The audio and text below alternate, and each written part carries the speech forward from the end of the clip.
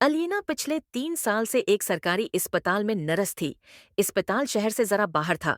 ऐसा अस्पताल जहां दिन के वक्त भी खामोशी गैर फितरी लगती थी।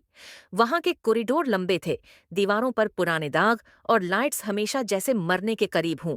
अलीना को रात की ड्यूटी कभी पसंद नहीं थी, लेकिन वो ये भी नहीं जानती थी कि कुछ रातें इंसान को हमेशा के लिए बदल देती हैं। और इन सब रातों का मरकज था कमरा नंबर 17। अस्पताल के मुलाजमीन दिन में हंसते बोलते थे, मगर जैसे ही रात पड़ती हर कोई आहिस्ता बोलने लगता, खास तौर पर जब बात कमरा नंबर 17 की आती।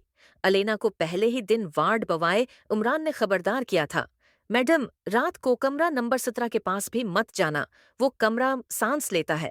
अलेना हंसती थी। ये अस्पताल है उमरान, यहाँ सिर्फ मरीज होते हैं, भूत नहीं। लेकिन उमरान ने आंखें झुका ले। मैडम भूत नहीं होते, कुछ चीजें इनसे भी बदतर होती हैं। वो सर्द और नम रात थी। बारिश की बूंदें अस्पताल की खिड़कियों से टकरा रही थीं और हवा में अजीब सा बोझ था। ओलिना वार्ड चेक कर रही थी कि अचानक उसे महसूस हुआ कोई उसके बिल्कुल पीछे खड़ा है। उसने फौरन मुड़कर देखा। कॉरिडोर खाली था। उसने खुद को तसल्ली दी, रात की ड्यूटी, ज़हन खेल खेलता है। मगर इसी लम्हे टुक एक मध्यम सी आवाज आई। अलिना का दिल जोर से धड़का। ये आवाज कमरा नंबर 17 के दरवाजे से आई थी। दरवाजा आहिस्ता आहिस्ता खुद ब खुद खुल रहा था। अलीना ने घड़ी देखी। 2:61 सुबह, बिल्कुल जैसे किसी ने उसे बिला लिया हो। दरवाजे के नीचे से सर्द सफेद रोशनी बाहर आ रही थी। हालांकि ये कमरा बरसों से बंद था। एलिना ने कांपते कदमों से अंदर कदम रखा। कमरे में दाखिल होते ही उसे लगा जैसे किसी ने उसके सीने पर बोझ रख दिया हो। हवा सर्द थी और सांस लेना मुश्किल। फर्श पर फाइलें बिखरी थीं, खिड़की के शीशे पर अंदर की तरफ नाखूनों के निशान थे और कमरे के ऐन बीच एक पुरानी जंग आलूद वहेल चेयर।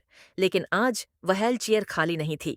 इस पर बैठा था एक साया, न पूरा वजूद न मुकम्मल शक्ल, बस धुआं जो इंसान की तरह बैठा हुआ था। वो साया आहिस्ता आहिस्ता हरकत करने लगा। अलीना का जिस्म सुन्न हो चुका था। साए से एक भारी टूटी हुई आवाज आई, मेरी बात सुनो। अलीना बोल न सकी। मुझे यहाँ कैद किया गया है। हर रात 3 बजे मैं जागता हूँ। साए की आंखें सफेद थीं और सीधा अलीना को घूर रही थीं। मैं अकेला नहीं हूँ और अब तुम भी यहाँ से नहीं जा सकते। कमरे की दीवारें हिलने लगे और व्हील चेयर खुद ब खुद आगे सरकने लगी। अचानक एलिना की नजर दीवार पर पड़ी। वहां खून से लिखा था, वो मुझे रात 3 बजे आवाज देता था। वो मेरे बस्तर के नीचे सांस लेता था। मैं चीख नहीं सकता था। अगर तुम ये पढ़ रही हो तो वो तुम्हें भी अपना बनाना चाहता है। अलीना की सांस रक गई। दरवाजा जोर से बंद हुआ। बाहर से अमरान की घबराई हुई आवाज आई, मैडम अलीना फौरन बाहर आए। अलीना चीखी। दरवाजा नहीं खुल रहा। अमरान की आवाज कांप रही थी, मैडम ये कमरा फहीम का था। वो यहाँ मरा नहीं था, वो यहाँ छोड़ दिया गया था। वो कहता था कि उसके साथ एक और चीज रहती है जो जिंदा जिस्म चाहती है। साया अलीना के बिल्कुल करीब आ गया। सर्द धुएं वाला हाथ अलीना के चेहरे की तरफ बढ़ा। तुम मेरा नया जिस्म बनोगी।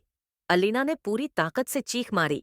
चीख के साथ ही लाइट्स फट गईं, खिड़की टूट गई और साया पीछे हट गया। दरवाजा खल्ला और अलीना जमीन पर गिर गई। नर्सेज अंदर दाखिल हुई। कमरा नंबर 17 खाली था। कुछ भी नहीं, लेकिन सीसीटीवी में दीवार पर एक नया जमला नजर आया। अब मैं आजाद हूँ।